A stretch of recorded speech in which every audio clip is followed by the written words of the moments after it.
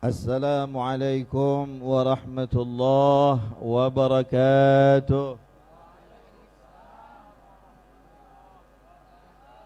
Alamin. Kalimat tanda syukur kehadiran Allah Subhanahu wa taala. Pada malam hari ini Allah tunjukkan, Allah limpahkan hujan rahmat kepada kita semua, khususnya yang hadir, dan insya Allah kepada desa ini, dan insya Allah kepada desa-desa yang bertetangga dengan kita, bahkan lebih luas daripada itu. Tapi ternyata banyak orang yang lari dari rahmat Allah. Betul? Betul? Apanya yang betul? Ternyata banyak orang yang lari dari rahmat Allah. Kenapa? Karena tidak ada yang sanggup diguyur rahmat. Semuanya berada di bawah tenda. Lari semuanya untuk berteduh. Baginda Rasulullah sallallahu alaihi wasallam, sama-sama kita mengucapkan Allahumma salli wa sallim ala Sayyidina Muhammad wa ala ali Sayyidina Muhammad. Semua berkat Nabi Muhammad, semua jasa Nabi Muhammad, semua karena kebaikan beliau, sehingga pada malam hari ini kita dapat berkumpul. Dan tentunya tidak seorang pun yang hadir melainkan berharap untuk mendapatkan tempat yang dekat di sisi Nabi Muhammad sallallahu alaihi wasallam. Amin ya rabbal alamin. Yang saya hormati dan saya muliakan kepada seluruh para kiai, para ulama yang hadir pada malam hari ini bersama kita, wabil khusus ayahanda daripada putra-putra yang diberkahi insyaallah, Kiai Tulus Mukhtaruddin, putra-putranya Kiai Ahmad Taufik, dan juga Kiai Syahidun yang beliau sudah lebih lama saya kenal. Alhamdulillah, dan segenap keluarga besar beliau semuanya. Semoga semua mereka, para kiai, para ulama, para asatid kita, Allah berikan usia yang panjang dalam keberkahan, dalam kesehatan, dalam ketaatan, dan tetap memimpin umat dengan istiqamah dan ikhlas. Amin ya rabbal alamin. Yang saya hormati dan saya muliakan para pemimpin kita, para umara yang hadir pada malam hari ini, khusus kepada Bapak Lurah yang saya belum sempat bertanya nama beliau. Bapak Toha. Mudah-mudahan Bapak Toha 3 periode. Ada enggak 3 periode ya? Karena saya dengar Bapak Toha sudah periode yang kedua. Mudah-mudahan ada yang ketiga. Amin ya rabbal alamin. Dan kepada seluruh para umara yang hadir, Allah berikan kekuatan zahir dan batin, keberkahan umur atas mereka dan seluruh keluarga serta jajarannya. Amin ya rabbal alamin. Yang saya hormati dan yang saya muliakan, yang teristimewa, kepada seluruh yang hadir, bapak-bapak, ibu-ibu, para orang tua, para sesepuh, para tokoh masyarakat. Alhamdulillah mereka hadir pada malam hari ini.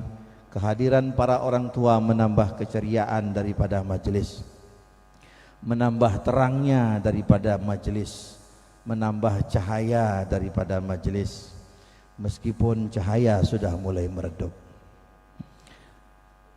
Tapi di sini biasanya katanya lebih terlatih. Kalau di Pekanbaru cuma kami yang di pentas ini saja yang tinggal. Kalau di Pekanbaru tidak mungkin ada yang sanggup sampai jam sekian. Ini saya juga ini termasuk melatih diri untuk begadang ini kayaknya. Tadi begitu mendengar rangkaian acaranya, begitu setelah sholawatan, kemudian dilanjutkan dengan maulid Nabi. Waduh, saya pikir ini mau jam berapa selesainya dilanjutkan dengan ceramah. Tapi luar biasa warga karya kampung atau desa Karyabati, luar biasa, tetap anteng, khusyuk. Tapi saya tidak tahu yang saya kelihatan, yang kelihatan itu zahirnya, tidak tahu rohnya entah di mana-mana, entah masih di sini, entah sudah di mana, wallahu a'lam. Tapi saya yakin roh dan jasadnya tetap di sini. Masya Allah, ini kampung kok bisa kompak begini, gimana caranya ini? Di kota susah ngaturnya, nggak bisa ngatur seperti ini. Tapi di desa-desa kok lebih gampang mengumpulkan orang, bisa tertib begini, bisa kompak begini. Ya kalau datang-datang bareng, ya kalau pulang-pulang bareng. Masya Allah, mudah-mudahan ini tanda barokah. Tanda barakah berarti semua yang hadir memang cinta kepada Rasulullah sallallahu alaihi wasallam. Yang saya cintai kepada seluruh adik-adik dan anak-anak kita bersama, para santri santriwati, mudah-mudahan Allah jadikan mereka ini generasi yang soleh-solehah, ilmu mereka manfaat dan barakah dunia wal akhirat, amin ya rabbal alamin. Alhamdulillahi rabbil alamin. Rangkaian demi rangkaian acara kita nikmati, semuanya penuh dengan kebaikan, semuanya penuh dengan keberkahan. Alhamdulillah, di saat di tengah-tengah keadaan yang bermacam-macam keadaannya, yang mana keadaan tersebut bisa menyeret orang kepada kemaksiatan, bisa menyeret orang kepada kemungkaran dan lain sebagainya. Tapi alhamdulillah justru kita berkumpul bermunajat kepada Allah. Dengan sebab berkumpul yang seperti ini, Allah angkat kemungkaran, Allah angkat kemaksiatan, dan khususnya kepada desa kita yang tercinta ini Allah jauhkan, Allah angkat dari segala macam bentuk keburukan dan bala, amin ya rabbal alamin. Sebagaimana yang disampaikan oleh Bapak Lurah kita tadi, sekarang ini adalah musim atau dalam kondisi pandemi ya. Tapi alhamdulillah di sini semuanya menerapkan protokol kesehatan. Masya Allah, semuanya menerapkan protokol kesehatan, disiplin. Kalau acara-acara biasanya cukup menyediakan air untuk cuci tangan, kita bukan air cukup cuci tangan, dari langit langsung turun, langsung turun dari langit. Masya Allah, tidak perlu masker, cukup mingkem aja. Insya Allah virusnya tidak kemana-mana, tetap di dalam. Jadi protokol kesehatan di sini lebih hebat. Protokol kesehatannya dengan solawat. Jadi tidak apa-apa Pak Lurah, insya Allah ini majelis sehat, majelis membawa kesehatan. Dan dengan sebab majelis yang seperti inilah, insya Allah Allah akan cepat mengeluarkan kita dari keadaan yang tidak baik ini. Amin ya rabbal alamin. Lantunan salawat yang disampaikan tadi oleh Ustadz Syahidun bersama ashabul hadrah, Masya Allah, ini Bapak Ibu sekalian, adik-adik kita, anak-anak kita yang mukul rebana, yang mukul hadrah ini, itu bukan sekedar memukul, dan itu besar maknanya. Apa? Mereka berdakwah dengan memukul.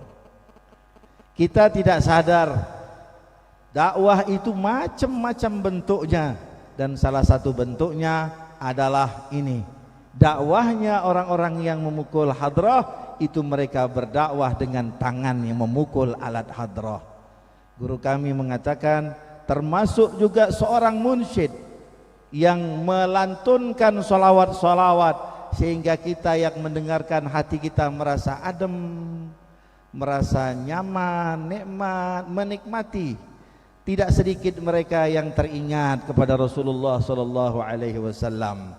Maka dikatakan oleh guru kami bahwasanya al-munsyid huwal mursyid. Al-munsyid huwal mursyid. Seorang munsyid yang melantunkan qasidah sholawatan, dia adalah seorang mursyid. Dia adalah seorang yang memberikan bimbingan kepada umat, bimbingan rohani tanpa terasa. Belum tentu saya ceramah sampai kepada hati yang mendengar, tapi tidak sedikit orang yang melantunkan sholawat, semua orang yang mendengar hatinya terasa. Walaupun tidak faham artinya, tapi merasuk ke dalam hati. Hati terasa tenang, maka sudah tersampaikanlah pesan dakwah itu ke dalam hati-hati orang yang mendengarkan. Sallu ala Nabi Muhammad.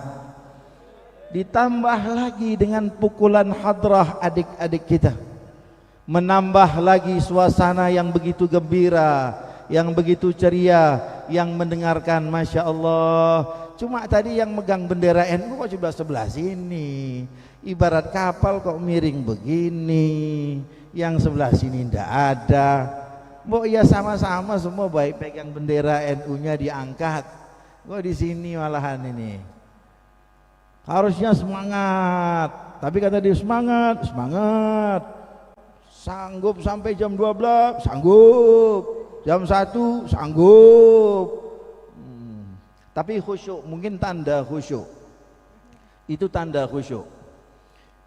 Itu tadi pesan yang pertama disampaikan kepada kita oleh adik-adik semua yang memainkan hadrah, dan munsyid yang memberikan petunjuk kepada orang-orang yang mendengarkan sehingga hatinya merasa tersentuh dengan salawat yang dilantunkan. Bapak Ibu sekalian hadirin yang dirahmati Allah Subhanahu wa taala, alhamdulillah tetesan hujan terus mengguyuri kita.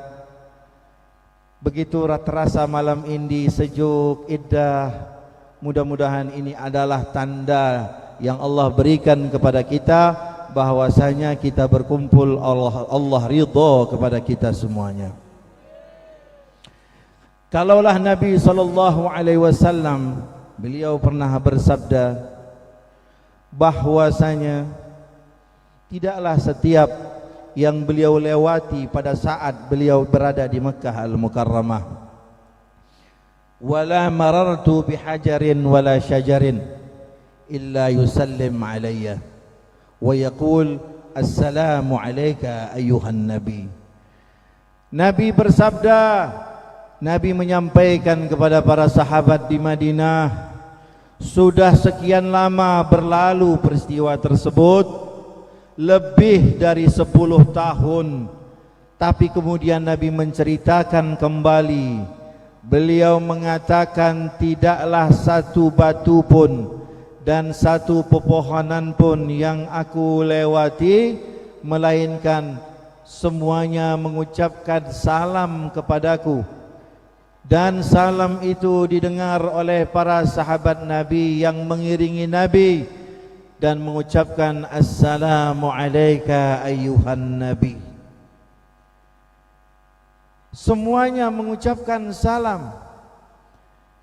Kenapa? Ternyata kerinduan yang dimiliki oleh yang katanya benda-benda padat, benda mati, sekarang kita lihat di sekeliling kita ini, kita katakan ini adalah benda mati. Tanah, batuan, pepohonan, kita katakan tidak sama dengan kita.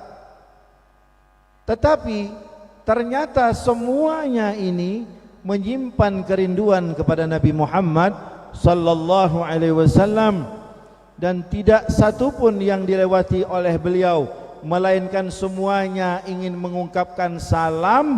Akhirnya Allah Subhanahu wa taala mengeluarkan bebatuan, pepohonan min alamil jamadat, dari alam bebatuan, alam benda-benda yang mati, kepada alamul hayah, kepada alam kehidupan, sehingga mereka bisa bertutur mengucapkan salam kepada Nabi Muhammad dan didengarkan oleh para sahabat semuanya. Dan itu diingat dengan jelas oleh Rasulullah. 10 tahun kemudian diceritakan oleh Nabi saat beliau sudah hijrah di Madinah. Beliau menceritakan dengan detail setiap batu-batu di mana bebatuan tersebut berada. Allah berikan lisan kepada bebatuan sehingga dia bisa mengucapkan salam. Kepada bebatuan Allah tidak turunkan syariat. Allah turunkan syariat kepada kita manusia, umat Nabi Muhammad. Bebatuan tidak diperdengarkan kepada mereka tentang sirah sejarah Nabi Muhammad. Kita sering mendengarkan sejarah Nabi Muhammad. Kita sering mendengarkan lantunan solawat. Kalaulah bebatuan itu yang kita anggap benda mati, ternyata menyimpan rasa rindu yang begitu besar, sehingga Allah akhirnya muliakan, perkenankan mereka untuk berbicara seperti manusia, akhirnya bisa mengucapkan salam. Apalagi umat Nabi Muhammad. Kita umat yang beriman kepada Nabi Muhammad sallallahu alaihi wasallam, syariat yang dibawa beliau untuk kita, sejarah beliau untuk kita, semua yang beliau punya, semua yang beliau bawa untuk kita. Apakah kita lebih dibandingkan atau kurang dibandingkan dengan mereka-mereka itu? Kalaulah mereka itu benda padat, benda mati, tapi punya rasa rindu yang besar, bagaimana dengan kita, umat Nabi Muhammad sallallahu alaihi wasallam? Seandainya bebatuan itu bisa berbicara kepada kita dan kita mendengarkan dia mengatakan, wahai sekalian manusia, kami, apalah artinya kami? Kami hanyalah bebatuan. Siapapun bisa menginjak kami. Kalian tidak mungkin diinjak oleh sesama kalian, tetapi kami diinjak oleh kalian. Tetapi kami menyimpan rasa rindu yang begitu besar kepada Rasulullah. Kami ingin mengucapkan salam tapi tak mampu. Akhirnya Allah muliakan kami saat Rasulullah berada di Mekah. Akhirnya kami mampu untuk mengucapkan salam dan beliau mendengarkannya, kemudian membalas salam tersebut kepada kami. Bagaimana kalian wahai manusia, yang Rasulullah turun diutus untuk kalian, syariatnya untuk kalian, semuanya untuk kalian, berada di bumi bersama kalian, juga dikuburkan di bumi kalian. Apakah rasa rindu kami lebih mengalahkan daripada rindu kalian wahai manusia? Kalau seandainya mereka diizinkan untuk berbicara, maka mereka pasti akan mengatakan itu. Alhamdulillahi Rabbil Alamin. Para ulama kita membimbing kita sampai pada saat ini. Kalau bukan laulahum, kalau bukan karena mereka, hadirin sekalian, apa yang bisa kita bawa, apa yang bisa kita amalkan? Jasa besar mereka luar biasa. Tidak ada suatu kebaikan yang bisa membalas kebaikan mereka. Segala kebaikan yang dilakukan oleh umat sekarang, maka akan terlimpahkan kepada mereka semuanya. Para ulama kita, yang kebaikan itu terus bersambung kepada setiap para pendahulu, sampai akhirnya kepada para sahabat Nabi, dan kepada akhirnya terkumpul pada diri Rasulullah sallallahu alaihi wasallam. Alhamdulillahi Rabbil Alamin. Tadi Bapak Ibu sekalian, kita sudah menyaksikan tampilan-tampilan daripada anak putra dan putri kita yang belajar di Majlis Nurul Falah. Kiai Ahmad Taufik, Kiai Syahidun juga, putra-putra daripada Bapak Kiai Tulus beserta keluarganya mengajarkan putra dan putri kita, Bapak Ibu sekalian. Saya ingin mengingatkan diri saya dan mengingatkan kita semuanya,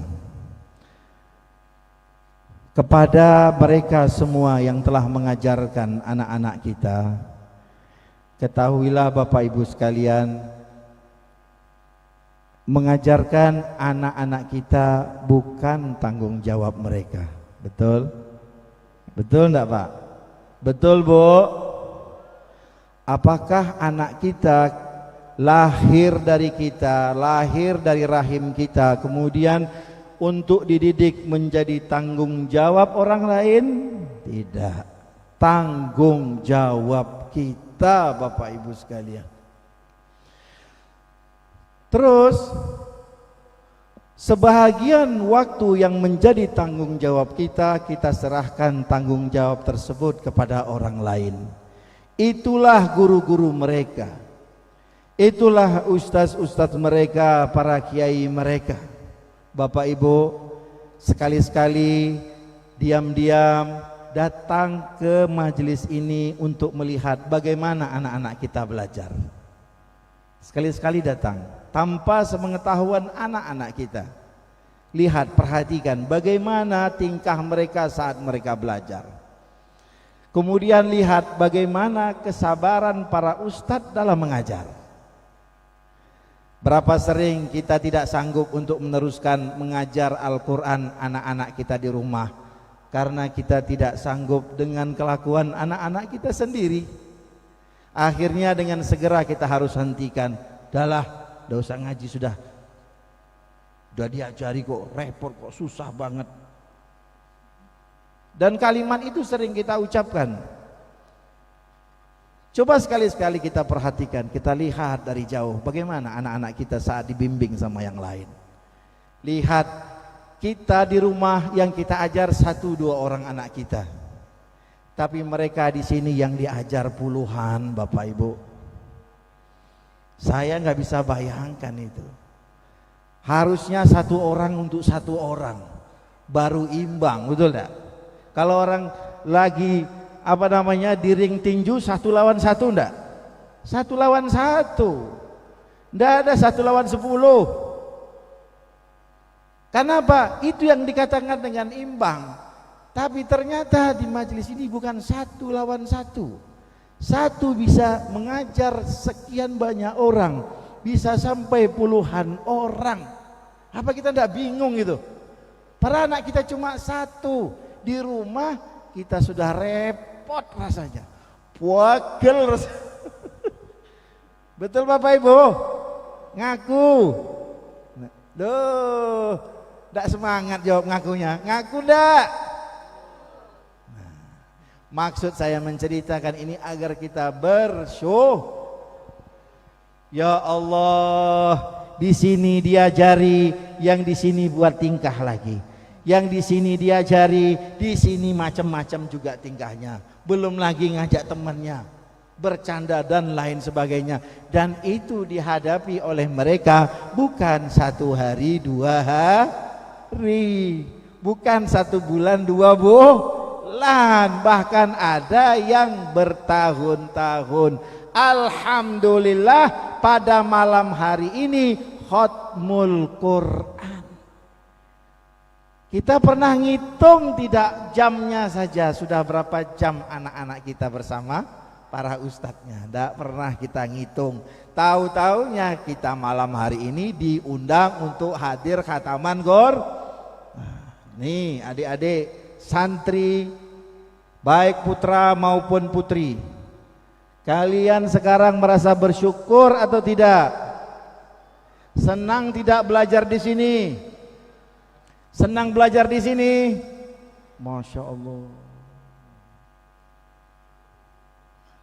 Ngerti nggak Ibu, Pak? Nah, berat Bapak Ibu, ngajar itu berat, mendidik itu berat. Alhamdulillah tanpa terasa anak-anak kita sudah khatam Quran. Bukan hanya Quran yang diajarkan, tapi banyak yang diajarkan. Jadi saat kita serahkan kepada para gurunya, serahkanlah sebagaimana kita menganggap ini sebagaimana ini anak-anak kandung kita, maka mereka para guru juga sama kedudukannya seperti kita, orang tua kandung daripada anak-anak kita. Mohon maaf. Nih, kalaupun ada pembayaran sebulan, sebulan umpamanya bayar satu orang 100.000, karena kan tidak tinggal, nggak makan minum di sini. Saya nggak tahu, saya nggak nanya. 100.000 selama 1 bulan. Dalam 1 minggu berapa hari Ustaz belajarnya?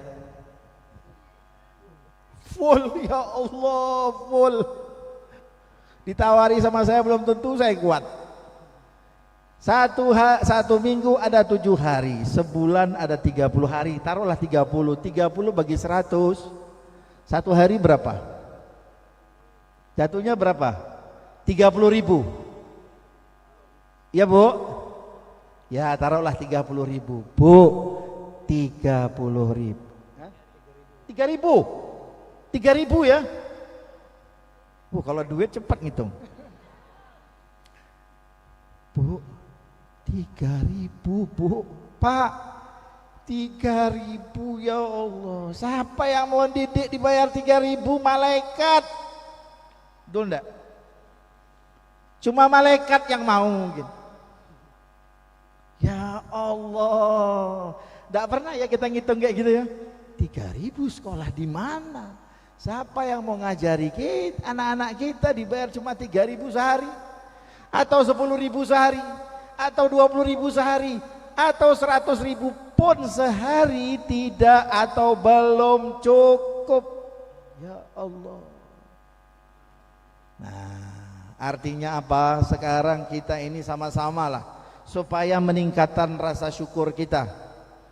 Alhamdulillah di desa ini ada. Ternyata dari semua warga, Pak Lurah ada berapa kakak di sini Pak Lurah? 660 kakak. Kira-kira yang muslim ada berapa kakak? Kurang lebih 500 kakak yang muslim. Sekarang dari 500 kakak, di dalam satu kakak ada beberapa anggota keluarga. Jadi dari sekian banyak itu hanya ada beberapa orang yang mengabdikan dirinya untuk agama Allah secara penuh. Padahal kita banyak. Alhamdulillah, jadi patut disyukuri. Di mana di tempat-tempat lain sulit untuk mencari orang yang mau mengajarkan ngaji, mengajarkan Quran. Khairukum man ta'allamal Quran wa 'allamahu. Yang terbaik di antara kalian adalah orang yang belajar Al-Quran dan kemudian mengajarkan Al-Quran. Jadi apa yang dibutuhkan oleh majelis taklim ini? Kalaupun nanti akan didirikan madrasah atau pesantren, ayo sama-sama kita bantu. Tidak ada yang berat kalau bersama-sama. Setuju? Setuju Bapak Ibu? Semangat.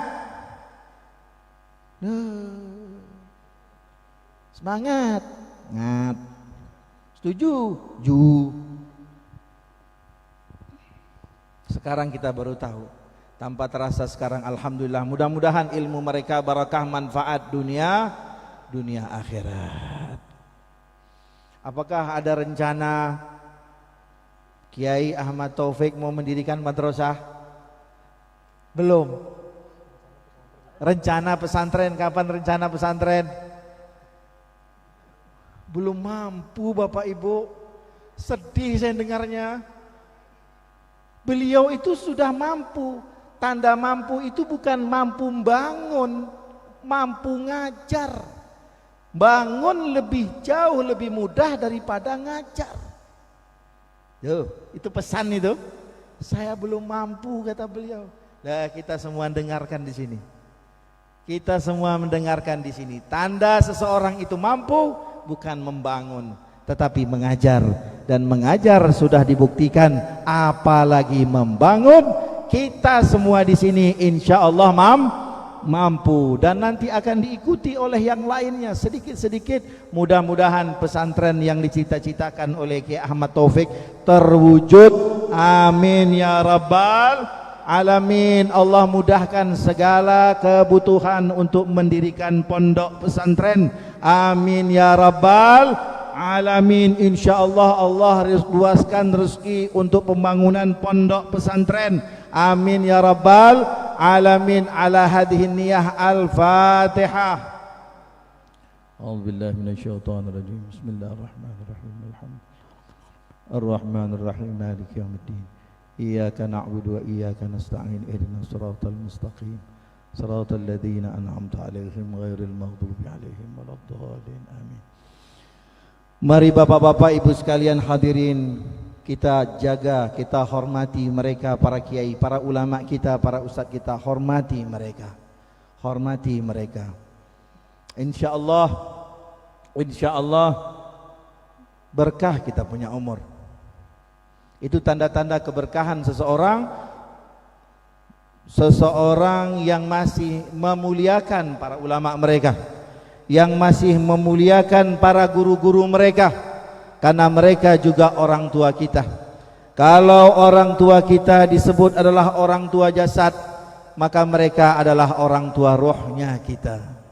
Sebentar lagi insyaallah kita akan menghadapi bulan suci Ramadan. Insyaallah tidak berapa lama lagi, maka alhamdulillah kita sudah disampaikan Allah sudah mendekat dengan bulan suci Ramadan. Mudah-mudahan kita bisa melaksanakan segala ibadah di dalam bulan suci Ramadan ini dalam keadaan sehat walafiat. Amin ya rabbal alamin. Dan jangan lupa sebelum memasuki bulan suci Ramadan, maka kita mempunyai orang-orang yang terdekat, mempunyai orang-orang yang berjasa kepada kitanya di dalam hidup kita ini. Di antara mereka adalah para orang tua kita dan para guru-guru kita. Ingat mereka para orang tua kita. Dengan sebab mereka kita ada. Kita tidak mungkin ada tanpa mereka. Gak bisa kita mau uraikan, tidak bisa kita mau jelaskan seberapa besar sudah jasa mereka, seberapa besar sudah pekerjaan yang mereka lakukan untuk kita. Saya punya guru, Allah yarham, yang beliau itu digelar sultannya ulama. Sultan ulama pada zaman beliau. Baru beberapa tahun yang lalu wafat. Banyak sekali santri-santri dari Indonesia yang meneruskan belajar ke sana dan belajar sama beliau di Tarim, di Hadramaut. Dan beliau juga sering datang ke Indonesia. Datang ke sini melihat murid-muridnya, melihat bersilaturahmi kepada para ulama di sini. Satu ketika ada seseorang yang datang kepada beliau menginginkan doa dari beliau, karena orang yakin doanya orang soleh ini mustajab. Orang soleh alim mustajab. Akhirnya ini orang datang mendekati beliau, kemudian mencium tangannya atas dan bawah, bolak-balik dia cium. Kemudian gak cukup tangan yang dicium, lutut yang dicium. Kemudian setelah itu sewaktu dia mau baru selesai dia mencium itu, kemudian dia bertanya kepada ini orang, anak muda, yang kau lakukan ini pernah tidak kamu lakukan sama orang tuamu sendiri? Diam dia. Pernah tidak kamu mencium tangan itu sampai lutut pun kau cium? Sesungguhnya aku tidak membutuhkan ini. Aku nggak butuh diperlakukan seperti ini, kata beliau. Pernah tidak kamu lakukan ini kepada orang tuamu? Dia jawab, belum pernah. Kamu datang kepadaku meminta doa? Iya Habib. Mau tidak saya kasih tahu orang yang segala doamu, hajatmu dikabulkan sama Allah. Di mana orang itu? Dia bilang. Dia masih berpikir yang dimaksud ini adalah ulama. Mereka ada di rumahmu. Siapa? Itu ayah dan ibumu. Siapa? Ayah dan ibumu. Mereka adalah para wali-walinya Allah bagimu. Doa-doa mereka mustajab. Tidak perlu kau kesana kemari, tetapi kau minta doa kepada orang tuamu. Meminta doa kepada siapapun adalah hal yang diperbolehkan. Diperbolehkan. Siapapun kita meminta doa kepada mereka, baik itu orang-orang yang masih hidup maupun kita berziarah, mengambil keberkahan berziarah kepada orang-orang yang soleh, bagus. Tetapi Allah tidak akan mengabulkan doa setiap orang yang meminta. Anak-anak yang memohon itu tadi, apabila di dalam hati mereka tidak ada keyakinan kalau doa orang tuanya lebih mustajab daripada doa orang lain. Doa mereka lebih mustajab daripada yang lain.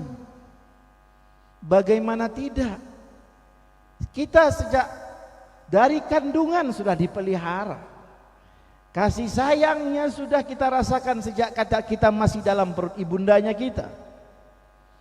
Kemudian kita lahir di dunia kita ini bersama-sama ayah dan ibu membesarkan kita dengan kasih sayang semuanya. Semuanya dengan kasih sayang. Setiap hari jangankan doa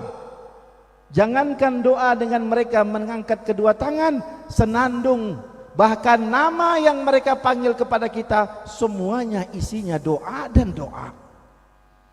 Dengan senang hati, gembira. Saat apa?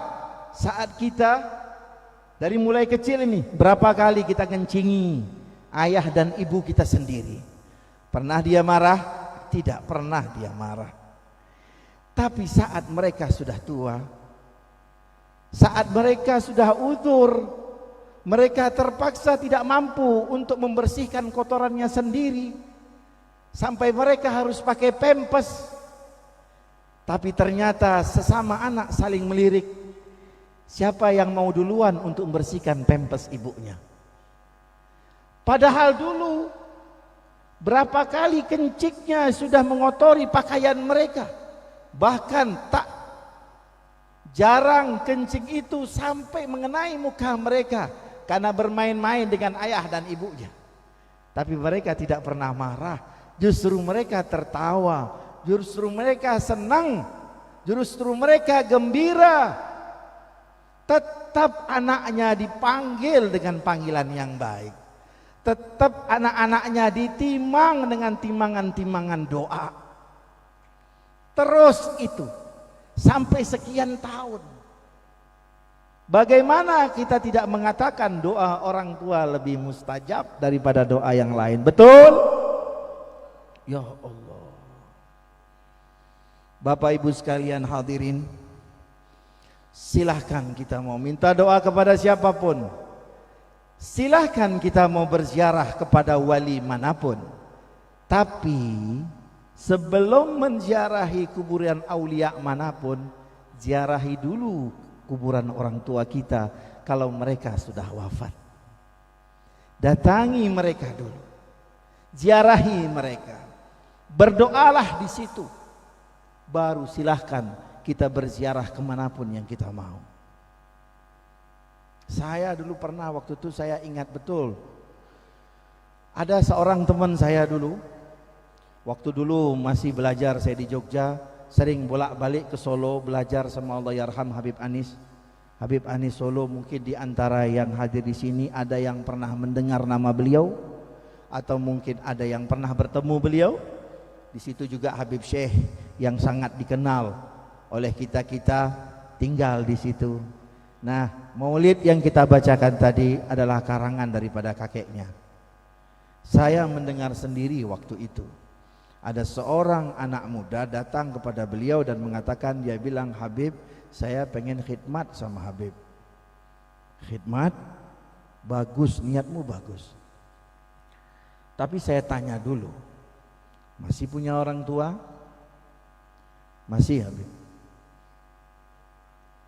Dia bilang, nak, jangankan kepada saya, kepada pemimpin wali sedunia ini sekarang, kepada pemimpin wali sedunia ini sekarang, kamu khidmat kepada dia, maka berkhidmat kepada orang tuamu lebih utama daripada khidmat kepada pemimpin wali di zaman ini.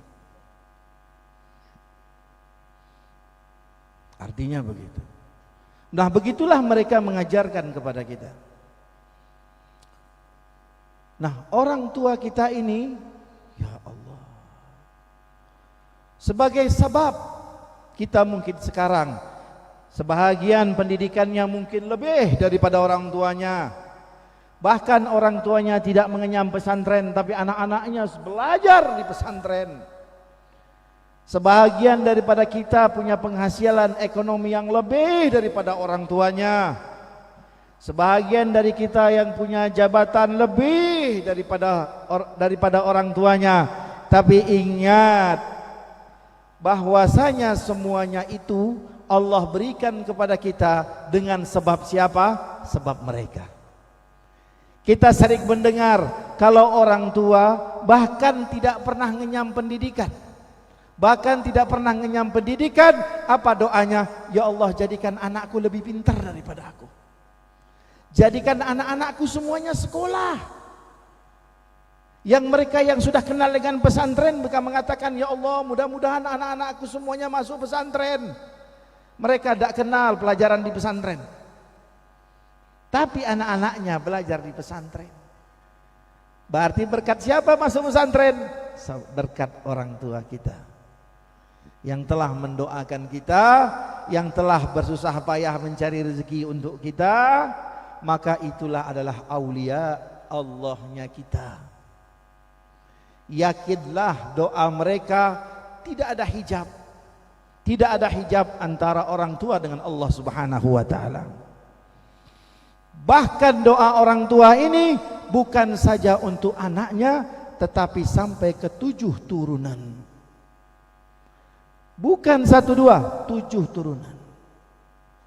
Yakinkanlah diri kita untuk mengharapkan keberkahan demi keberkahan di dalam hidup ini dari mereka para orang tua kita. Cukup sudah hadis Nabi sallallahu alaihi wasallam, ridallahi fi ridal walidain wa sukhtullahi fi sukhtihima.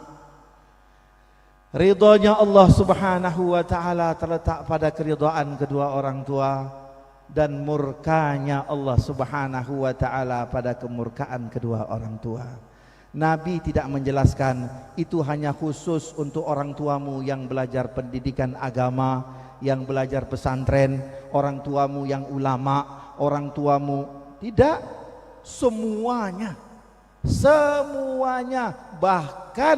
Bahkan seandainya orang tuanya kafir, kemudian dia diberikan hidayah oleh Allah Subhanahu wa ta'ala, akhirnya dia masuk Islam, maka dia tetap wajib menghormati orang tuanya. Wala taqul lahuma uff. Ya Allah, ngeri saya. Al-Quran begitu jelas menyebutkan wala taqul lahuma uff. Apa ini uff? Bahasa kita kita dipanggil nih, ini macam-macam. Ada yang tidak mengucapkan tapi hatinya memang pandangannya tidak berpaling, tapi hatinya berpaling. Nauzubillah kalau seandainya keluar kata-kata yang kasar. Mau kaya, mau sukses, mau senang, mau lancar urusan, peganglah orang tua kita. Peganglah orang tua kita. Taati mereka, hormati mereka, senangkan mereka. Allah sudah pastikan akan senangkan kita, akan tetap memperhatikan sampai akhir hayat kita, sampai ke anak cucu kita. Amin ya rabbal alamin. Dua orang tua kita ini, satu kedua orang tua kita yang besarkan kita, dua orang tua kita yang mengajarkan kepada kita syariatnya Allah Subhanahu wa ta'ala. Nikmatnya. Seorang santri mungkin bisa kalah. Santri belajar, dididik agama, jangan sampai santri tidak lebih tinggi adabnya dibandingkan dengan anak-anak yang tidak mengenyam pendidikan pesantren. Santri harus lebih tinggi adabnya kepada orang tua. Tetapi kalau sebaliknya, maka tidak adalah nilai kesantrian kita. Kemuliaan terletak pada orang-orang yang memuliakan orang-orang yang mulia. Kenapa? Karena Allah mengatakan wa qadha rabbuka alla ta'budu illa iyyah wa bil walidain. Ya Allah, Allah menyebut zatnya. Jangan ada di antara kalian yang patut disembah aku, kata Allah. Setelah itu yang disebut siapa? Orang tua. Berbuat baiklah kepada mereka. Kalau seandainya Allah izinkan ada dua lagi, ada satu lagi Tuhan, maka yang berhak menjabat adalah siapa? Orang tua kita. Disitulah nilainya. Jadi sebelum kita menghadapi Ramadan ini, masing-masing kita sowan kepada orang tua. Kalau kita pernah menyalami seseorang dengan ta'zim, jangan sampai orang tua kita lebih kurang daripada itu. Mohon maaf ini Bapak Ibu ya. Nih, kita cinta sama guru, cinta sama guru-guru kita, semua kita cinta sama guru kita. Kita ta'zim sama mereka, cium tangan mereka, ternyata kita cium bukan saja di atasnya, tapi kita cium juga di telapak tangannya. Maka lakukan juga itu kepada orang tua. Tidak boleh kalau dilebihkan tapi kurang sama orang tua. Berarti kita bukan sesungguhnya ta'zim kepada guru kita sendiri. Tidak. Lakukan hal yang sama, minimal hal yang sama. Guru kami pernah bilang begini, dia pernah bilang sama saya, dia bilang, Taufik, di Tarim sana, idza kan qalbuka munawwar, kalau kamu punya hatimu bercahaya, hatimu bersih, kamu pasti akan bisa mencium bau sorga di tapak kakimu, di tapak kakimu. Ternyata itu bukan peribahasa. Al jannatu tahta aqdamil ummahat, sorga itu di bawah telapak kaki ibu. Itu bukan peribahasa, tapi itu betul. Guru saya mengatakan, demi Allah, kalau hati kalian bersih, bercahaya, sampai dia tunjukkan posisinya di telapak kaki, bukan di atas, di telapak kakinya. Kalian mencium di situ, pasti akan nyium bau sorga di situ. Akan mencium bau harum yang belum pernah kalian cium seumur hidup kalian. Masya Allah. Ada satu orang soleh, kerjanya nangis selama hidup. Setelah meninggal ayahnya nangis terus sampai menjelang meninggal pun. Ini orang saleh. Sebelum meninggal dia doa begini, ya Allah, ampunkanlah dosaku ya Allah, apa yang telah aku lakukan kepada ayahku. Ternyata usut punya usut, ini orang soleh ini, dia pernah mengatakan begini, alhamdulillah seumur hidup tidak pernah dia berbuat dosa. Seumur hidup tidak pernah buat dosa. Tapi aku pernah melakukan satu kali, dan itu aku ngerasa perbuatan dosa yang sangat besar. Apa yang dilakukannya? Nanti saya kasih tahu siapa orang ini. Ditanya oleh anak-anaknya, apa Abah? Dosa apa yang pernah Abah lakukan sama Abah? Sama abahnya dia. Suatu ketika waktu masih kecil, anak kecil, semua anak kecil, rata-rata semua anak-anak senang main bola. Jadi sewaktu itu dia disuruh sama ayahnya pergi, kemudian ngeliat teman-temannya main bola, dia mampir main bola bareng sama yang lain. Tak terasa jatuh, becek. Begitu pulang ke rumah, ayahnya lihat bajunya kotor karena becek. Dia bilang, kamu main bola?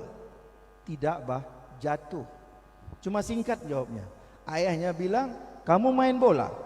Tidak bah, jatuh. Jatuh betul, cuma kalimat tidak ini tadi dia bilang. Dia ngebohong. Kenapa kau berbohong sama abah? Begitu abahnya bilang, kenapa kamu berbohong sama abah? Dari sejak itu dia nangis setiap hari kerjanya. Takut yang luar biasa. Padahal kalau kita lihat ini bukan kesalahan. Dan sudah pasti abahnya memaafkan. Dia sudah minta maaf berkali-kali. Sampai akhirnya di usia tuanya, menjelang meninggal, sampai sempat terucap, ya Allah ya Rabb, dosa yang pernah aku lakukan sama abahku maafkan ya Allah. Sampai teriak dia. Cuma itu pernah dilakukannya. Nah, beliau ini adalah Al-Habib Abdullah bin Hasan Al-Attas, yang mana beliau punya putra namanya Habib Ahmad Al-Attas di Jakarta. Habib Ahmad ini yang membuka Majelis Asmaul Husna, yang mana Majelis Asmaul Husna ini di Indonesia sudah tersebar sampai sudah lebih kurang 2.500 majelis.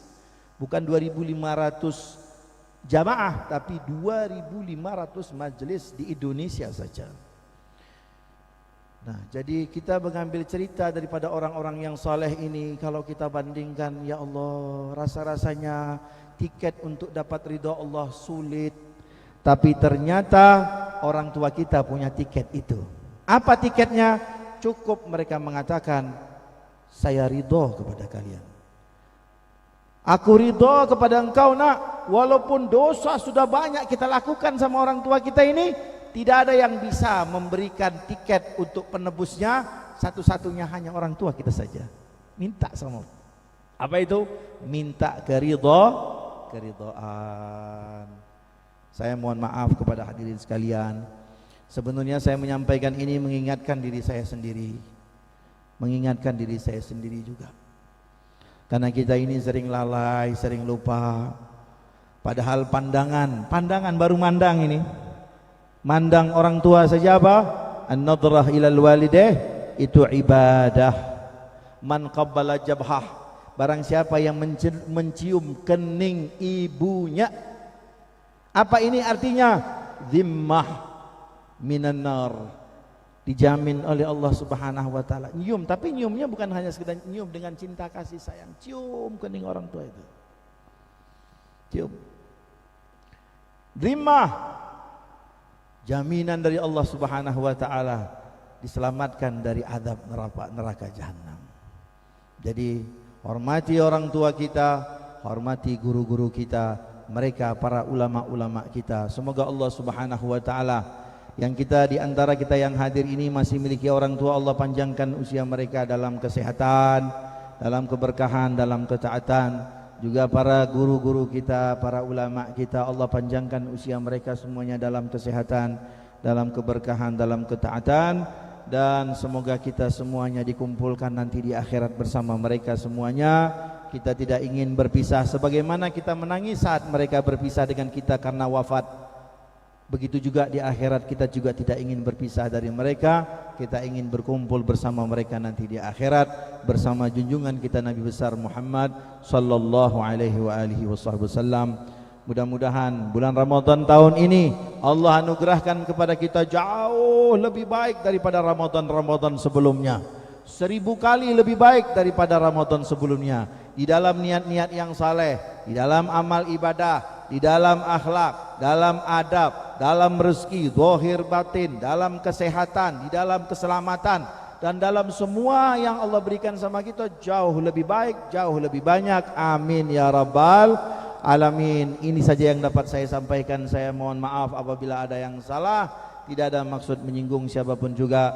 Terutama saya mengingatkan kepada diri saya pribadi, mudah-mudahan kita semuanya termasuk orang-orang yang diselamatkan oleh Allah Subhanahu wa taala dunia sampai akhirat. Demikian yang dapat saya sampaikan, dan Kita tutup dengan pembacaan doa Maulid. Bismillahirrahmanirrahim. Alhamdulillahirabbil alamin. Allahumma salli wa sallim wa barik ala sayyidina Muhammad wa ala ali sayyidina Muhammad. ولما نظم الفكر من داري الأوصاف المحمدية عقودا توجهت إلى الله متوسلا بسيدي وحبيبي محمد صلى الله عليه وسلم أن يجعل سعي فيه مشكورا وفعلي فيه محمودا وأن يكتب عملي في الأعمال المقبولة وتوجهي في التوجهات الخالصة والصلات الموصولة. اللهم يا من إليه تتوجه الآمال فتعود ظافرة وعلى باب عزته تحت الرحال فتغشاها منه الفيوضات الغامرة.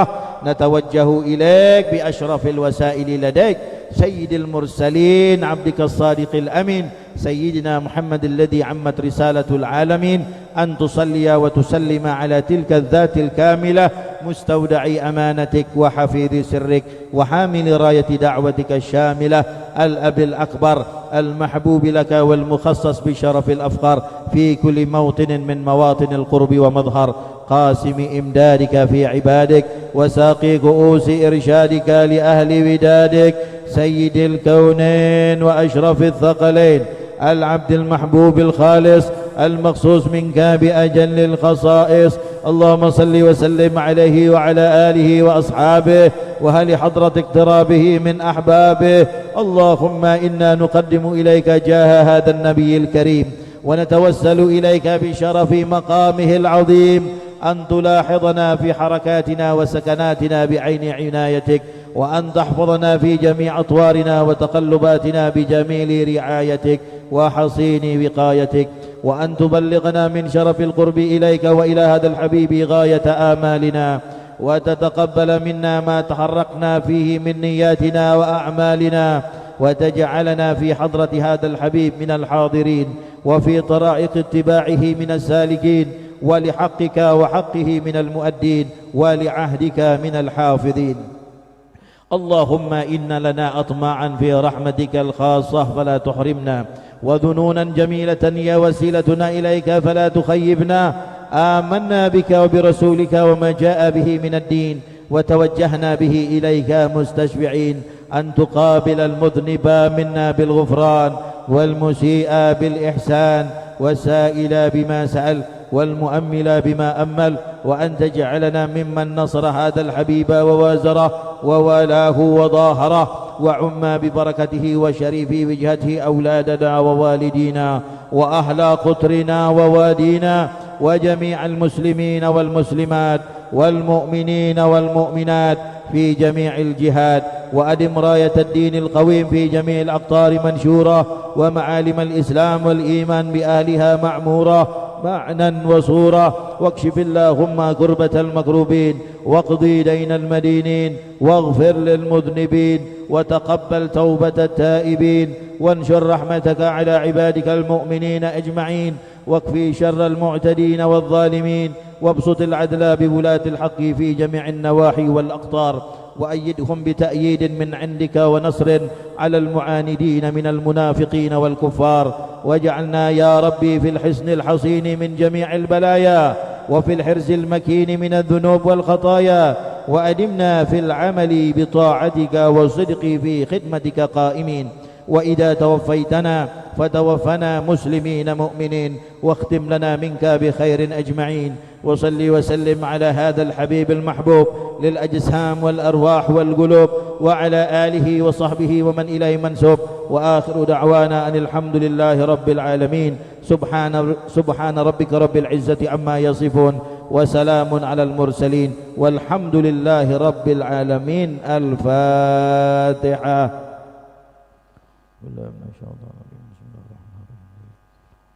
الرحمن الرحيم.